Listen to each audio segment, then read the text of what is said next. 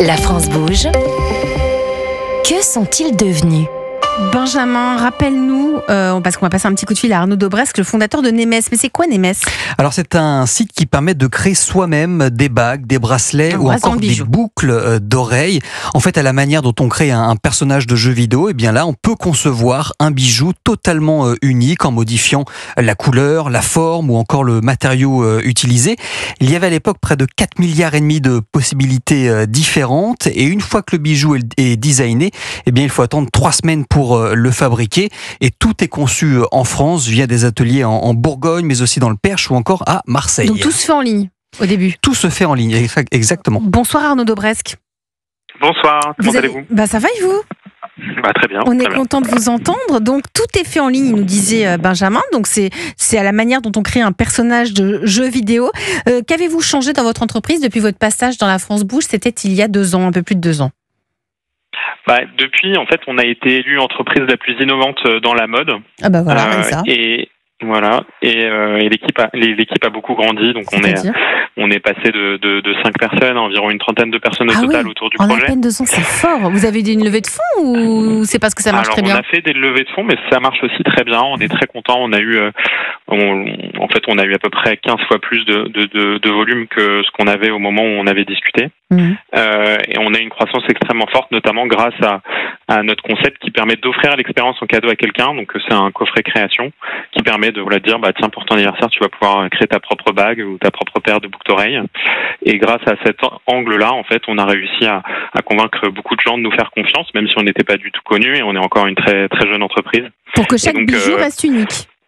Exactement. Et depuis, Benjamin parlait de 4 milliards de combinaisons. Maintenant, il y en a 220 milliards. Donc on a ajouté énormément de nouvelles formes, de collections. Mais c'est en quelle matière ? C'est quoi ? Le matériau de base, c'est toujours le même, donc c'est du laiton qui est doré à leur fin au plaqué argent, mais sur lequel on vient. Maintenant, il y a l'or rose aussi qui est sorti, et en fait, on peut venir changer 100% de la forme. On peut maintenant venir ajouter des pierres naturelles, donc je vous entendais en parler juste avant.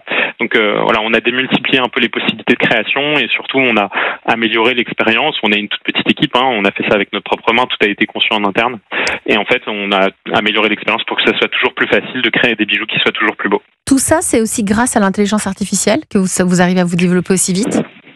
Alors, on l'utilise pas énormément pour l'instant. Il y a certains logiciels qu'on utilise notamment pour la fabrication, parce qu'on a la particularité de faire des bijoux qui sont tous différents les uns des autres.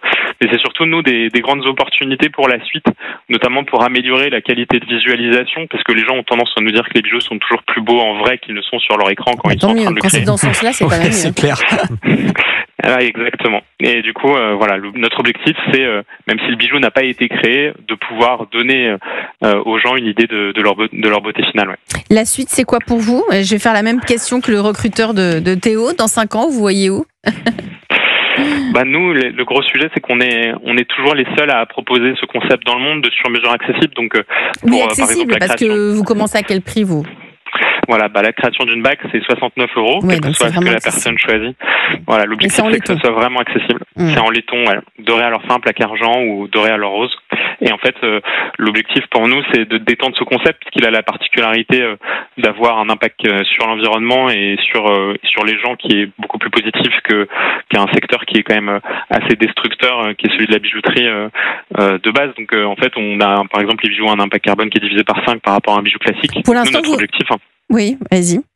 Nous, notre objectif, c'est de faire grandir ce concept au maximum pour venir proposer un nouveau modèle avec des bijoux qui soient plus propres, faits juste à côté de chez nous et pas à l'autre bout du monde, sur ce marché très spécifique qui est la bijouterie fantasy, en fait, qui est pas forcément très propre.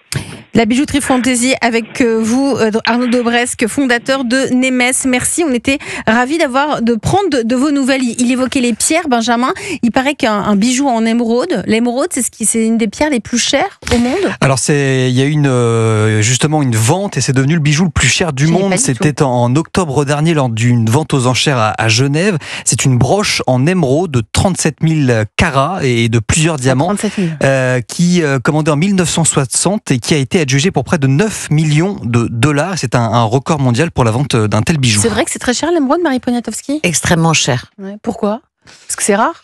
Parce que c'est rare, c'est une pierre fragile. Le rubis aussi est très cher. Les diamants, c'est plus facile. on a des codes de couleurs. Donc, selon notre budget, on peut avoir même un gros diamant. Après, il y a des diamants qui coûtent une fortune. Mais l'émeraude, effectivement, coûte très, très cher. Coûte très, très cher. Et pour les 20 ans, vous avez sorti des bijoux avec l'émeraude. Oui. À retenir. S'il y a un bijou qu'on devrait retenir, ce serait quoi le premier bijou qu'on pourrait offrir à une personne qu'on aime, Marie Poniatowski? Ce serait une bague, il y a des boucles d'oreilles, c'est quoi? Sans rentrer dans le lien amoureux, forcément, un bijou pour des 20 ans. Alors justement, peut-être une paire de boucles d'oreilles, parce qu'une bague, c'est peut-être un lien amoureux. Ouais, une paire de boucles d'oreilles. C'est peut-être plus facile. C'est déjà la fin de cette France Bouge. Merci à vous. Merci d'être venue ce soir sur Europe 1. Marie Poniatowski, fondatrice de Stone Paris. Merci Elisabeth. Merci à Théo Jacquet, bonne chance, fondateur de HALT. Merci à Anne-Sophie Bonnel pour vos précieux conseils, fondateur et présidente de Heursicar. Benjamin, on se retrouve demain pour une prochaine France Bouge. Demain, on vous retrouve. On sera à Bruxelles. On sera au Parlement européen.